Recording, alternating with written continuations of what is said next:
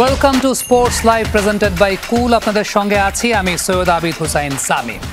বিনা প্রতিদ্বন্দ্বিতায় আগামী 4 বছরের জন্য বিসিবির সভাপতি নির্বাচিত হয়েছেন আমিনুল ইসলাম বুলবুল, আর 2 সহসভাপতি নির্বাচিত হয়েছেন ক্যাটাগরি 1 থেকে এম সাখাওয়াত হোসেন এবং ফারুক আহমেদ। বিসিবির সবশেষ কমিটিতে সভাপতি হিসেবে দায়িত্ব পালন করেছেন আমিনুল ইসলাম বুলবুল, তার উপদেষ্টার দায়িত্ব পালন করেছিলেন এম সাখাওয়াত হোসেন। বরিশাল থেকে নির্বাচিত এই পরিচালক হয়েছেন সহসভাপতি, অপর সহসভাপতি হয়েছেন ফারুক আহমেদ। এর আগে 5 আগস্ট সরকার পরিবর্তনের পর বিসিবির সভাপতি হিসেবে দায়িত্ব নিয়েছিলেন ফারুক আহমেদ। তবে পরিচালকদের অনাস্থা ভোটে পদ হারালে তার পরিবর্তে সভাপতি করা হয়েছিল বুলবুলকে। এবার নির্বাচন করে সহসভাপতি পদে ফিরলেন ফারুক আহমেদ। এর আগে নাটকীয়তা, বিতর্ক এবং আইনি জটিলতা শেষে অনুষ্ঠিত হয়েছে বিসিবি নির্বাচন। গঠিত হয়েছে 25 সদস্যের নতুন পরিচালনা পরিষদ। প্রত্যাশিতভাবে নির্বাচিত হয়েছেন আমিনুল ইসলাম, ফারুক আহমেদ, নাজমুল আবেদিনরা। ক্যাটাগরি 3-এ 35-7 ভোটের ব্যবধানে দেবব্রত পালকে হারিয়েছেন খালেদ মাসুদ পাইলট। তামিমবিহীন বিসিবি নির্বাচন ছিল অনেকটা সাজানো গোছানো। সেই নির্বাচনের আনুষ্ঠানিকতা শুরু সকাল 10টায়। বিকেল 4টা পর্যন্ত চলে 23 পরিচালক নির্বাচনের ভোট গ্রহণ, যার মধ্যে 8 জন আবার বিনা প্রতিদ্বন্দ্বিতায় জিতে গিয়েছিলেন আগেই। ক্যাটাগরি 2 থেকে সর্বোচ্চ 12 জন পরিচালক তামিম ইকবাল, লুৎফর রহমান বাদলরা সরে যাওয়ায় ফলাফল অনুমেয়ই ছিল এখানে। 76 জন কাউন্সিলরের মধ্যে ভোট ই ব্যালটে 34 সহ মোট ভোট দিয়েছেন 43 জন, ছিলেন না 33 কাউন্সিলর। ই ব্যালট নিলেও ভোট দেননি তামিম। এখান থেকে নির্বাচিত হয়েছেন ফারুক আহমেদ, ইশতিয়াক সাদেক, শানিয়ান তানিম, মেহরাব আলম চৌধুরী, আমজাদ হোসেন, মোকসেদুল কামাল, ফাইজুর রহমান মিতু, মঞ্জুর আলম, আদনান দীপন, আবুল বাশার শিপলু, ইফতেখার রহমান মিঠু ও এম নাজমুল ইসলাম। তবে ক্যাটাগরি 3-এ হয়েছে সবচেয়ে উৎসব মুখর এবং অংশগ্রহণমূলক নির্বাচন। 45 ভোটারের মধ্যে নির্বাচন বর্জন করা সিরাজউদ্দিন আলমগীর ছাড়া সবাই ছিলেন ভোটযুদ্ধে। দেবব্রত পালকে 35-7 ভোটের ব্যবধানে হারিয়ে পরিচালক হয়েছেন খালেদ মাসুদ পাইলট। ক্যাটাগরি 1 থেকে নির্বাচিত হয়েছেন ঢাকার আমিনুল ইসলাম বুলবুল, নাজমুল আবেদিন ফাহিম, খুলনা থেকে জুলফিকার আলী খান, আব্দুর রাজ্জাক, রংপুর থেকে মোহাম্মদ হাসানুজ্জামান, সিলেট থেকে বিনা প্রতিদ্বন্দ্বিতায় জিতেছেন রাহাত শামস, ভোটযুদ্ধে জয়ী রাজশাহীর মোহাম্মদ মুখলিসুর রহমান। আগেই জিতেছিলেন বরিশাল থেকে এম সাখাওয়াত হোসেন, চট্টগ্রাম থেকে আসিফ আকবর ও আহসান ইকবাল চৌধুরী।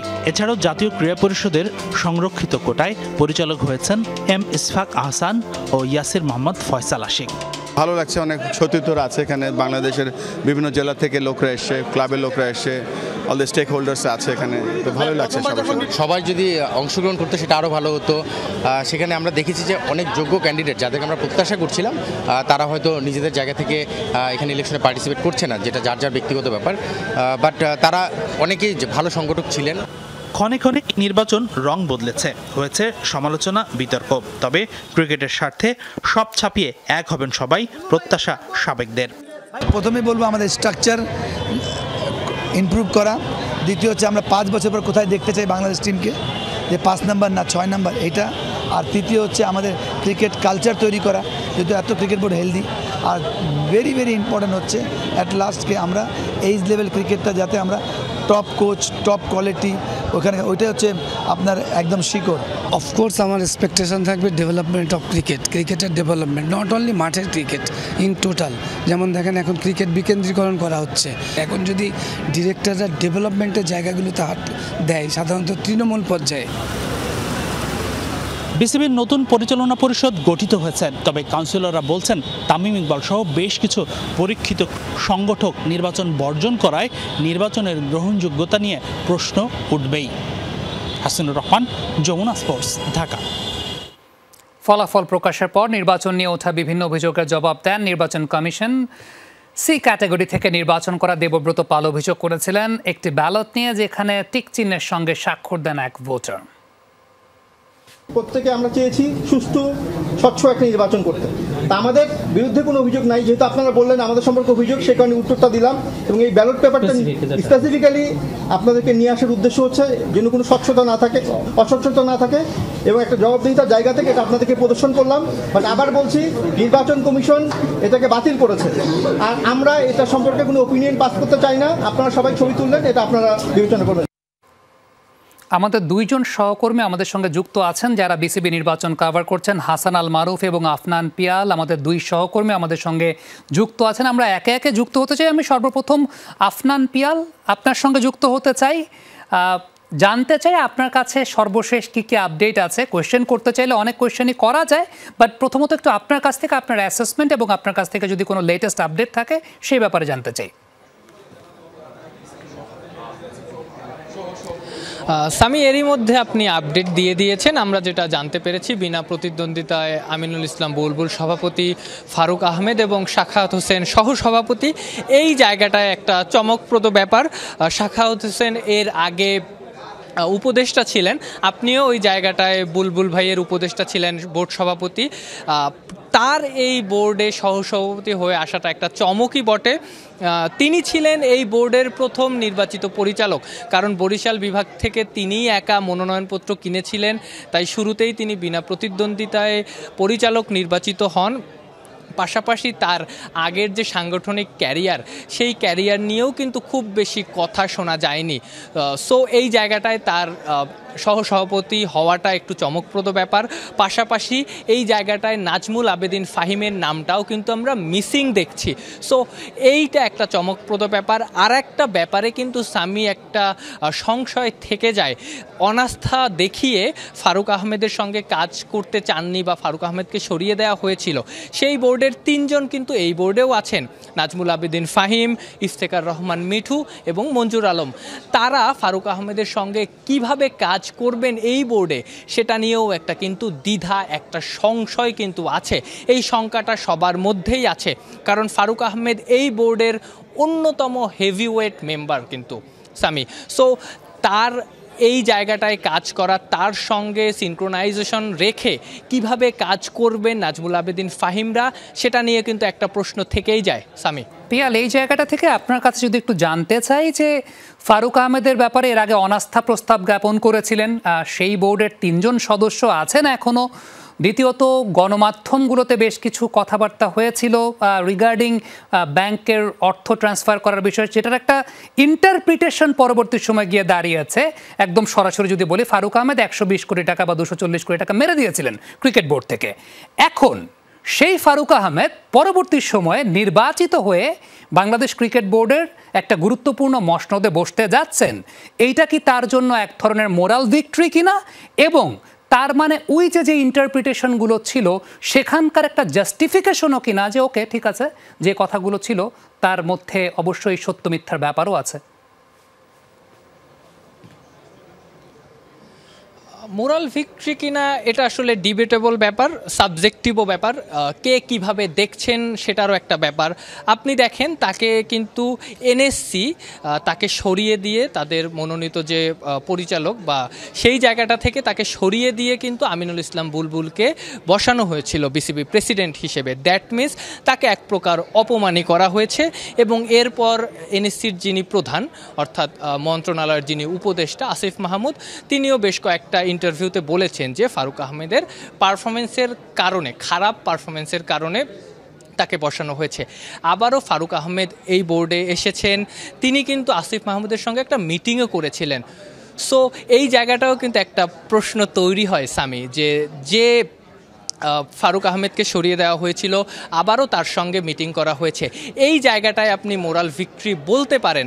আবার এমন ব্যক্তিদের সঙ্গে তার কাজ করতে হবে যাদের অ্যাগেনস্টেও তিনি বলেছেন, যারা তাদের অ্যাগেনস্টেও বলেছেন। সো ওই জায়গাটায়ও আমার কাছে মনে হয় যে ওই মোরাল ভিক্টরি, ওই ইগোর জায়গাটা হয়তো এই জায়গাটাতে থাকছে না সামি। পিয়াল, আপনি থাকবেন আমাদের সঙ্গে, আরও কিছু কোয়েশ্চেনের জায়গা আছে। আমি একটু হাসান আল মারুফের কাছ থেকে আসতে চাই। মারুফ, আপনার কাছে যে বিষয়টা জানতে চাই যে এনএসসি থেকে দুইজনকে নমিনেট করা হয়েছে বাংলাদেশ ক্রিকেট বোর্ডের ডিরেক্টর হিসাবে, আপনি কি তাদের ব্যাপারে তাৎক্ষণিক কোনো প্রতিক্রিয়া জানতে পেরেছেন কি না? এবং সামগ্রিকভাবে, একটু আগে পিয়াল যেমনটা বলছিলেন যে সামগ্রিকভাবে যদি বলি 20 জন এরকম আছেন যারা নতুন পরিচালক হয়েছেন, এই জায়গাটায় আলটিমেটলি কতটুকু তারা ওয়েলকামড হচ্ছেন ক্রিকেট ফ্র্যাটার্নিটির কাছ থেকে? আমি প্রথমে বলতে চাই এনএসসি থেকে যে দুজন মনোনীত হয়েছেন দুজনই একেবারেই নতুন মুখ। আসলে কেউই হয়তো প্রত্যাশা করেনি, নামগুলোও জানতো না। যখন নামগুলো প্রকাশ হয়েছে সেই জায়গা থেকে অনেকে অবাক হয়েছেন যে তারা কারা, ক্রিকেটের ব্যাকগ্রাউন্ড আছে কিনা বা কীভাবে তারা আসলো, সেসব নিয়ে তো একটা আলোচনা হয়েছে। তবে এখন পর্যন্ত তাদের কোনো প্রতিক্রিয়া পাওয়া যায়নি, যেহেতু ভিতরে এখনও মিটিং চলছে। সভাপতি সহসভাপতি কে হচ্ছেন সেটা আনুষ্ঠানিক ঘোষণা আসবে। সেই জায়গা থেকে মিটিং শেষে হয়তো বা তাদের সাথে কথা বললে প্রতিক্রিয়া জানা যাবে। তারা যেহেতু এসছেন, তাদেরকে মনোনীত করা হয়েছে, সেখান থেকে তারা আসলে এখন ক্রিকেট বোর্ডে পরবর্তীতে কি কি কাজ করবেন, তাদের লক্ষ্যটা কি থাকবে সেটা হয়তো জানা যাবে। একই সাথে যেমনটা বলছেন যে নতুন যে 20 জন পরিচালক আসছেন বোর্ডে, তাদেরকে আসলে কতটুকু ওয়েলকাম করা হয়েছে। এখন দেখেন, এর আগে আমরা বিগত 17 বছরের কথা যদি বলি, যে প্রায় একই রকম চেহারা দেখেছি ক্রিকেট বোর্ডে, বেশিরভাগই পরিচিত মুখ, পরিচিত নাম। এবার কিন্তু একেবারে ভিন্ন রকম নতুন অনেক মুখ এসছে, যেমনটা আপনি বলছেন প্রায় 20 জনের মতো। সো তাদের কাছ থেকে নিশ্চয়ই প্রত্যাশা থাকবে, সমর্থক বলেন, গণমাধ্যম কর্মী বা ক্রিকেটার সবারই একটা প্রত্যাশা থাকবে ক্রিকেটটাকে তারা কতদূর এগিয়ে নিয়ে যেতে পারবে। এক একজনের এক এক রকম ভূমিকা হবে যখন তাদেরকে কার্যগুলো ভাগ করে দেওয়া হবে। সেক্ষেত্রে হয়তো পরবর্তীতে আমার কাছে মনে হয় তাদের কাছ থেকে জানা যাবে যে তাদের লক্ষ্যটা কি থাকবে। নিশ্চয়ই তারা চাইবেন যে জায়গায় আগের বোর্ড বা আগের পরিচালকরা রেখে গেছেন সেই জায়গা থেকে ক্রিকেটটাকে যতটুকু আসলে এগিয়ে নিয়ে যাওয়া যায়। সামি, মারুফ, লেটেস্ট কোনো আপডেট, অর্থাৎ একদম ফর্মাল ডিক্লারেশনের যে জায়গাটা, ফর্মাল ডিক্লারেশনের জায়গাটা কতক্ষণের মধ্যে জানা যাবে, এই ব্যাপারে কোনো আপডেট পেয়েছেন কিনা? আরেকটা কোশ্চেন করতে চাই, সেটা হচ্ছে অনেকগুলো গণমাধ্যমেই একটা সংবাদ প্রচারিত হয়েছে তামিম ইকবাল ভোট দিয়েছেন। সেই ব্যাপারে আসলে অনেক দর্শকের মতো একটা কনফিউশনের জায়গা আছে। তিনি ওল্ড ইউএইচএস ক্লাবের কাউন্সিলরও ছিলেন। সেই ব্যাপারে কোনো আপডেট বা তথ্য আপনার কাছে আছে কিনা? প্রথমে বলতে চাই, তফসিলে যেটা ছিল যে রাত 9টার সময় ঘোষণা হওয়ার কথা কে হচ্ছেন পরবর্তী সভাপতি বা সহসভাপতি, তবে এখনও পর্যন্ত সেটি হয়নি। যতদূর আমি দেখছি আমার সামনে গণমাধ্যম কর্মীরা ছুটে যাচ্ছেন, হয়তো অল্প কিছুক্ষণের মধ্যেই 5-10 মিনিটের মধ্যেই হয়তো আনুষ্ঠানিকভাবে ঘোষণা করা হবে কে হচ্ছেন পরবর্তী সভাপতি এবং সহসভাপতি। একই সাথে আমি দ্বিতীয় প্রশ্নটা আসলে ভুলে গেছি, কি বলেছেন? পরের কোয়েশ্চেনটা ছিল তামিম ইকবাল ভোট দিয়েছেন কিনা, সেই ব্যাপারে একটা প্রসঙ্গ এসেছে। তিনি ওল্ড ইউএইচএস ক্লাবের কাউন্সিলর। সো তিনি কি ভোট দিয়েছেন সত্যিকারের অর্থে? তিনি আবার একটা স্টেটাসে ক্ল্যারিফিকেশনও দিয়েছেন, এরকম আমরা জানতে পেরেছি। তিনি ভোট দেননি এবং তিনি সেটা স্ট্যাটাসও দিয়েছেন যে এটা নিয়ে আসলে একটা গুঞ্জন বা গুজব ছড়ানো হয়েছে 2-1টা মিডিয়াতে, সেখান থেকে আসলে সবার মুখে মুখে বা সর্বোপরি সোশ্যাল মিডিয়াতেও ছড়িয়ে পড়ে সেটি। পরবর্তীতে তিনি সেটি কিন্তু পোস্ট দিয়ে ক্লিয়ার করেছেন। আমি কিছুক্ষণের মধ্যেই হয়তো ব্রিফ হবে, অল্প কিছুক্ষণের মধ্যেই আমরা হয়তো সেই ব্রিফটা জানতে পারবো অফিসিয়ালি কারা হতে যাচ্ছেন সভাপতি এবং সহসভাপতি। আপনাকে অসংখ্য ধন্যবাদ। আফনান পিয়াল আমাদের সহকর্মী, তিনি যে জায়গাটাতে আছেন সেখানেই খুব সম্ভবত একটা প্রেস মিট ঠিক এই মুহূর্তে হচ্ছে বা সেটার একটা প্রিপারেশন চলছে। আমি সরাসরি সেই জায়গাটায় চলে যেতে চাই আফনান পিয়ালের কাছে। পিয়াল, একটু আমাকে জানাবেন এই জায়গাটায় কোনো ফর্মাল প্রেস মিটের প্রিপারেশন কি চলছে কিনা? হ্যাঁ সামি, একটা ফর্মাল প্রেস মিটের প্রিপারেশন চলছে। নির্বাচন কমিশনার, যিনি অনেক দিনই আমাদের মুখোমুখি হননি, পুরো নির্বাচন নিয়ে ব্রিফ করবেন। আমরা এখন ব্রিফে চলে যাব, তবে মিনিট খানেক সময় হয়তো লাগবে, কারণ একটা প্রস্তুতির ব্যাপার আছে। আমরা এখন সরাসরি ব্রিফে চলে যাই। সামি,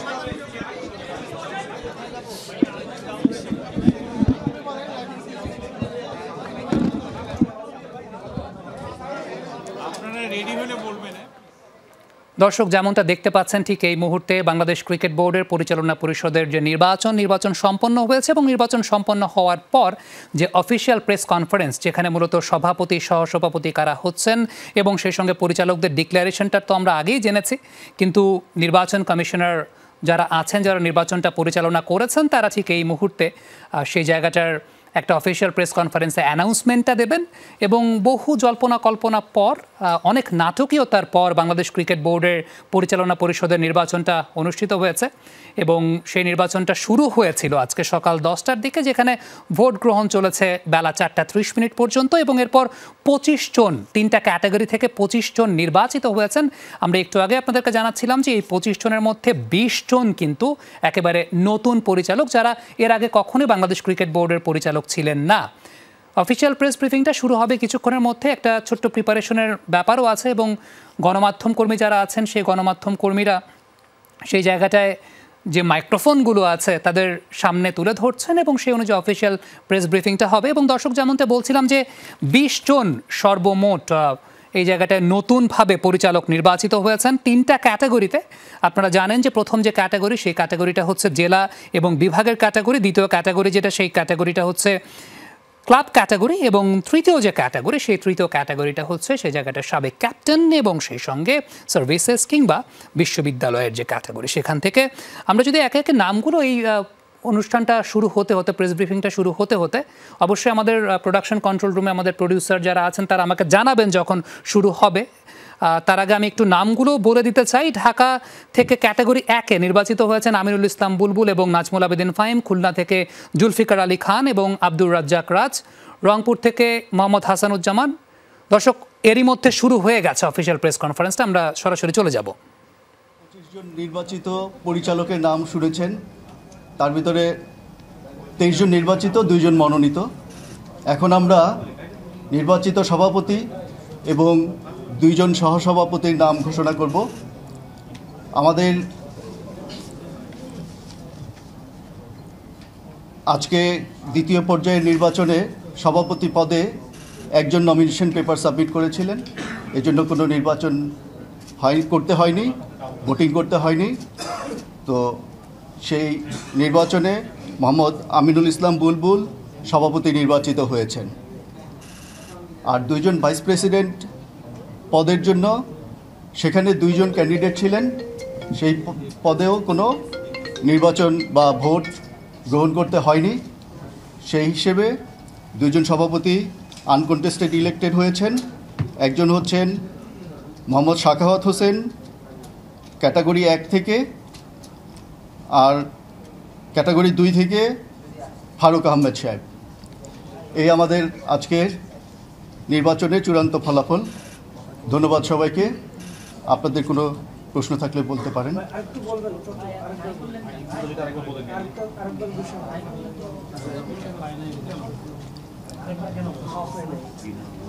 ওইটা আপনার কারো কাছ থেকে নিয়ে নেন।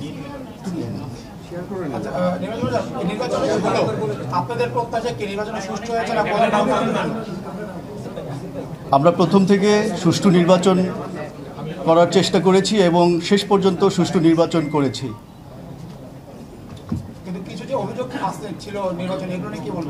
সমস্ত নির্বাচনেই কিছু কিছু অভিযোগ থাকে, আর সব খেলাই দেখা যায় আমরা গ্রাম থেকে দেখে এসেছি যাদের হেরে যাওয়ার সম্ভাবনা থাকে তারা অনেক সময় অনেক রকম বিতর্কিত কথা বলে। যারা বিতর্কিত কথা বলেছে অনেকে প্রত্যাহার করেছে, অনেকে হয়তোবা সকালে ঢাকায় নেমে বিকেলেই প্র্যাকটিসে হামজা চৌধুরী দলের সবচেয়ে বড় সুপারস্টারকে পেয়ে চাঙা পুরো দল। এদিকে হংকং ইন্ডিয়া 2 ম্যাচের জন্য ইভেন্ট ম্যানেজমেন্ট প্রতিষ্ঠান ইন্টারস্পিডের কাছ থেকে 1,05 লাখ টাকা পেতে যাচ্ছে বাফুফে, যা আরও বাড়তে পারে। শুধু তাই নয়, হংকং ম্যাচে শুধুমাত্র সাধারণ গ্যালারি টিকিট থেকে বাফুফের আয় প্রায় 48 লাখ টাকা। সোমবার সকাল 11টায় ঢাকায় নেমেই বিমানবন্দরে হাত নেড়ে শুভেচ্ছা হামজা চৌধুরীর। লেস্টার সিটি তারকা লাল সবুজ জার্সিতে হংকং চায়না ম্যাচ খেলতে নিজেও উদ্গ্রীব। টিম হোটেলে কয়েক ঘন্টা বিশ্রাম নিয়ে বিকেলেই নেমে পড়েন মাঠে অনুশীলনে। হামজা ট্রেনিং সেশনে থাকা মানেই গোটা দল চাঙা। সতীর্থদের সঙ্গে খুনসুটি জমিয়ে রাখা, কথা ভাগাভাগি, যেন ঘরের ছেলে ঘরে ফেরায় মনে বল বাড়ল সবার। তারপর হাভিয়ের ক্যাব্রেরার অনুশীলনে ঘণ্টাখানেক ঘাম ঝরালো টিম বাংলাদেশ। হংকং বধের পরিকল্পনার বড় অংশ সমিত সোম আসবেন মঙ্গলবার রাত 8:30টায়। ম্যাচের আগে আর 2টা প্র্যাকটিস সেশন পাবে জামাল তোপুরা। আশায় আছি সমিত হলে আমাদের আরো ভালো হবে। এদিকে পুরো আয়োজন সুষ্ঠু করতে ব্যস্ত সময় কাটছে বাফে কর্তাদের। সিঙ্গাপুর ম্যাচের চেয়ে ভালো আয়োজনের নিশ্চয়তা দিচ্ছে ফুটবল ফেডারেশন। সব দায়িত্ব দেয়া হয়েছে ইভেন্ট ম্যানেজমেন্ট কোম্পানি ইন্টারস্পিডকে। হংকং ও ভারত ম্যাচের জন্য স্পন্সরশিপ বাবদ ইন্টারস্পিডের কাছ থেকে 1,05 লাখ টাকা পাবে বাফুফে, যা আরও বাড়তে পারে। আমাদের সাথে যে ইভেন্ট ম্যানেজমেন্ট কোম্পানিটা এসছে তারা হচ্ছে ইন্টারস্পিড অ্যাক্টিভেশন। আমাদের এই কাজগুলি আপনাকে আপনার খরচে করে দিতে হবে। সেখানের মধ্যে স্টেডিয়াম ব্র্যান্ডিং আছে, স্টেডিয়াম সিকিউরিটি আছে, অনেকগুলো এলিমেন্ট আছে যেগুলি তাদেরকে করে দিতে হবে আমাদের সুপারভিশনে। সেটার জন্য বিএফএ এর পক্ষ থেকে আমরা কোনো খরচ দিব না, সেটা তারা বিয়ার করবে। এর উপরে তারা আমাদেরকে একটা স্পন্সরশিপ মানি দেবে, একটা স্পন্সরশিপ অ্যামাউন্ট দেবে, যেটা আমরা ফিক্স করে দিয়েছি। তার বেশি যদি সে আয় করে, মানে অর্থাৎ টোটাল সার্বিক খরচটা করার পরে আমাকে রাইটস ফি দেওয়ার পরে সে স্পন্সর থেকে যে টাকাটা তুলবে তার অতিরিক্ত যদি কোনো টাকা হয় সেটা রেশিও সে আমার সাথে শেয়ার করবে। সেখানে 60% আমাদেরকে দেবে, 40% ওনারা রাখবে। এছাড়া 9 অক্টোবর ম্যাচে 24 মিনিটেই সাধারণ গ্যালারির টিকিট থেকে প্রায় 48 লাখ টাকা আয় করেছে বাফুফে। সব টিকিট বিক্রি থেকে মোট আয় কত জানা যাবে আরও পরে। সামান্য কিছু টিকিটের নাকি পেমেন্ট হয় নাই, মানে ওরা হয়তো যে মেথডে করেছে পেমেন্টটা থ্রু হয় নাই। যদি ওরকম কোনো টিকিট বেঁচে থাকে সেটা আমাকে আমরা আবার আগামীকাল অথবা ছেড়ে দেবো টিকিটগুলি। মঙ্গলবার রাতে ঢাকায় পৌঁছার পর বিকেলেই উত্তরার এপিবিএন মাঠে অনুশীলনে নামবে প্রতিপক্ষ হংকং। মেহেদি নাইম, যমুনা স্পোর্টস, ঢাকা। নারী বিশ্বকাপের প্রসঙ্গ, টুর্নামেন্টে নিজেদের দ্বিতীয় ম্যাচে কাল ইংল্যান্ডের মুখোমুখি হবে বাংলাদেশ। আসামের গুয়াহাটি স্টেডিয়ামে ম্যাচ শুরু হবে বাংলাদেশ সময় বিকেল 3:30টার সময়। এর আগে কলম্বোতে নিজেদের প্রথম ম্যাচে পাকিস্তানের বিপক্ষে 7 উইকেটের দুর্দান্ত জয় পায় বাংলাদেশ। এই জয়ের মাধ্যমে 2 পয়েন্ট নিয়ে বিশ্বকাপের পয়েন্ট টেবিলে 4র্থ স্থানে অবস্থান করছে নিগার সুলতানা জ্যোতির দল। তবে ইংল্যান্ডের বিপক্ষে মুখোমুখি পরিসংখ্যানে পিছিয়ে টাইগ্রেসরা। সবশেষ 2022 বিশ্বকাপে ইংল্যান্ডের মুখোমুখি হয়েছিল বাংলাদেশ, যে ম্যাচে 100 রানের বিশাল জয় পেয়েছিল ইংল্যান্ড। এবার দৃশ্যপট পাল্টাতে চায় লাল সবুজের প্রতিনিধিরা। বড় জয়ে আসর শুরু করা টাইগ্রেসদের চোখে পূর্ণ 3 পয়েন্টের আশ্বাস।